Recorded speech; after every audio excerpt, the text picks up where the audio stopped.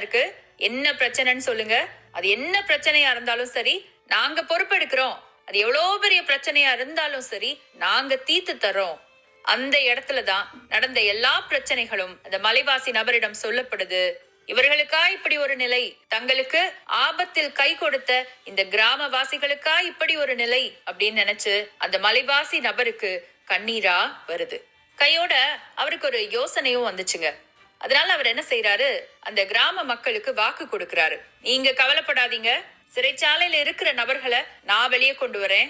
எங்க பானகத்தால தொடங்கின பிரச்சனை எங்களாலேயே முடியட்டும்னு.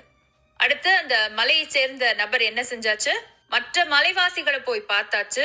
அவங்கள 10 பேரை கூப்பிட்டுக்கிட்டு அரசரையும் போய் பார்த்தாச்சு. அப்படி போகும்போது அவரு சும்மா எல்லாம் போகலங்க. ஒரு பெரிய கூடை, அதுல நிறைய பழங்கள், மூலிகைகள், கிழங்குகள், கையோட ஒரு ஜாடி நிறைய அந்த பானகம் இதெல்லாம் எடுத்துக்கிட்டு தான் போனாரு. வரிசையில நின்னாரு, மன்னரை பார்த்தாரு. அந்த கூடையில இருக்கிற பொருட்களை எடுத்து மன்னர் கிட்ட கொடுத்தாரு. அந்த நாள் அப்படியே முடிஞ்சிச்சு.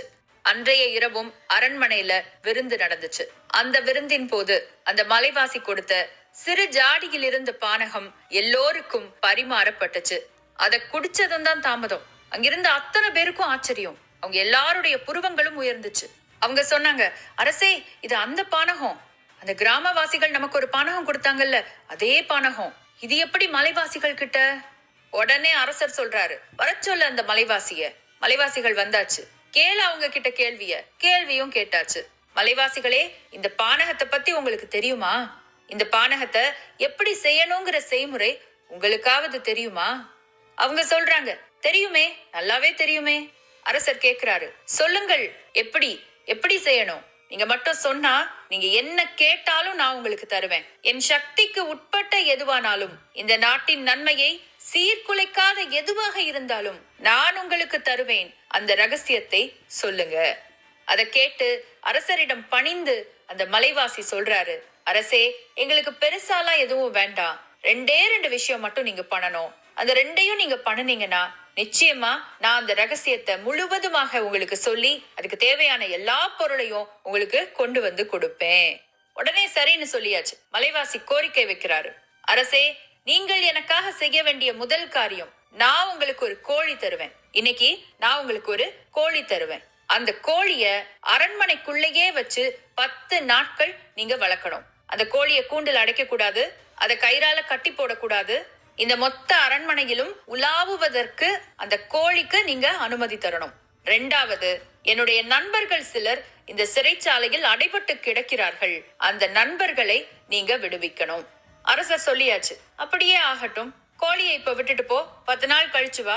ரகசியத்தை சொல்லிட்டு நண்பர்களை கூட்டிட்டு போ. அடுத்த நிமிடம் கோழியானது அரண்மனைக்கு வரவழைக்கப்படுது. அதை காத்துக்கிட்டு ஒரு காவலர் நிற்க அந்த கோழி அரண்மனை முழுவதும் சுத்தி சுத்தி வருது. அப்படியே 10 நாட்கள் கடந்து போச்சு. 10வது நாள் தன் கையில சில பொருட்களை எல்லாம் எடுத்துக்கிட்டு அந்த மலைவாசி என்ன பண்ணாரு, அரசனை பார்க்க வந்தாரு. அரசே, நான் கொடுத்த கோழி எங்க அப்படின்னு அரசர் கிட்ட கேட்டாரு. ஆனா அங்க பார்த்தா கோழியையும் காணோம், ஒன்னையும் காணோம். மலைவாசிக்கு ஒரே பதற்றம். பதறிட்டே கேக்குறாரு, அரசே, கோழியை எங்க? அதை என்ன செஞ்சீங்க? அரசவையில இருந்த ஒரு காவலன் சொல்றான், ஐயோ, அந்த கோழியை எங்களால சமாளிக்கவே முடியல. அது பாட்டுக்கு இங்க ஓடுது, அங்க ஓடுது, அங்க கொத்துது, இங்க கொத்துது. அரண்மனை மொத்தத்தையும் நாசப்படுத்திருச்சு. ஒரு நாள் அரசர் சாப்பிடும் போது அவர் சாப்பாடுல போய் உட்கார்ந்துச்சா, அத நானே அடிச்சு கொன்னுட்டேன். அவ்வளவுதான். அந்த மலைவாசி அங்கேயே ஆர்ப்பாட்டம் பண்ணிட்டாரு. அரசே, என்ன காரியம் செஞ்சீங்க? நீங்க கேட்டீங்களே ஒரு பானகம். அந்த பானகத்தோட ரகசியமே அந்த கோழியோட முட்டை தான். அந்த பானகத்தை செய்யும் போது அந்த கோழியோட முட்டை உடைச்சு அந்த ஓட்டை எரிய வச்சு செஞ்சாதான் பானகமே வரும். மொத்தமே ஒரு கோழி தானே இருந்துச்சு. அந்த கோழிய போய் கொன்னுட்டீங்களே அப்படின்னு. அந்த இடத்துல அந்த அரசனுக்கு ஒரு மாதிரியா ஆயிடுச்சான். அந்த கோழி தான் இல்லையே, இனிமேல் எவ்வளவு கஷ்டப்பட்டாலும் அந்த பானகத்தை எப்படி செய்யணும்னு எல்லா தகவலும் தெரிஞ்சாலும் எந்த பிரயோஜனமும் தான் இல்லையே. அதனால அந்த பானகத்தின் ரகசியத்தை அறிந்து கொள்ளும் முயற்சியை அன்றே கைவிட்டாராம் அரசர். மலைவாசிகள் கேட்டுக்கொண்டபடி அந்த கிராமத்து நபர்களை விடுதலையும் செஞ்சாராம் அந்த அரசர். ஆக இப்படி இது எல்லாம் நடந்த பிறகு, அந்த கிராமத்து நபர்கள் சிறையில இருந்து வெளியே வந்த பிறகு, மலைவாசிகள் அவங்களை காப்பாத்தின பிறகு அந்த கிராமவாசிகள் கிட்ட கேட்டாங்களாம், ஆமா, அந்த கோழிக்கும் இந்த பானகத்துக்கும் தான் சம்பந்தமே இல்லையே. இது வரைக்கும் அப்படி ஒரு கோழி உங்ககிட்ட இருந்தது கூட இல்லையே. அப்ப எதுக்கு அதை அரண்மனையில கொண்டு வந்து விட்டீங்க? அதுக்கு அந்த மலைவாசிகள் சொன்னாங்களாம், வேற எதுக்கு, அரசனுக்கு பாடம் கற்பிக்கத்தான். ரகசியம் ரகசியம்னு அலையிற அவர்கிட்ட இப்படி எதையாவது பண்ணனா தானே தப்பிக்க முடியும். ஒருவேளை கோழிக்கு பதில் அந்த ரகசியத்தை நாங்க அரசர்கிட்ட சொல்லியிருந்தா அந்த கோழி எப்படி அரண்மனையை நாசமாக்குச்சோ அதே மாதிரிதான் அமைச்சர்கள் வியாபாரிகள்னு எங்க மலைக்கு வந்து எங்க மலையை தோண்டி தோண்டி எங்க மலையையே நாசமாக்கி இருப்பாங்க. அரண்மனையை கெடுத்த கோழியையாவது அரசர் கொன்னுட்டாரு. ஆனா அதிகாரம் படைத்து எங்க வாழ்வாதாரத்தையே இவங்க அழிச்சிட்டா இவங்க கிட்ட இருந்து எங்களை காப்பாத்திக்கிறதுக்கு எங்களுக்கு வழி கூட இல்லையே. இது மாதிரி வழி இல்லாத ஜனங்களுக்கு இருப்பது ரெண்டே ரெண்டு ஆயுதம் தானே. ஒன்று புத்திசாலித்தனம், இன்னொன்று ரகசியம். ரெண்டையும் வச்சு தப்பிச்சாச்சு. சில ரகசியங்கள் ரகசியங்களாகவே இருப்பது நல்லதுன்னு.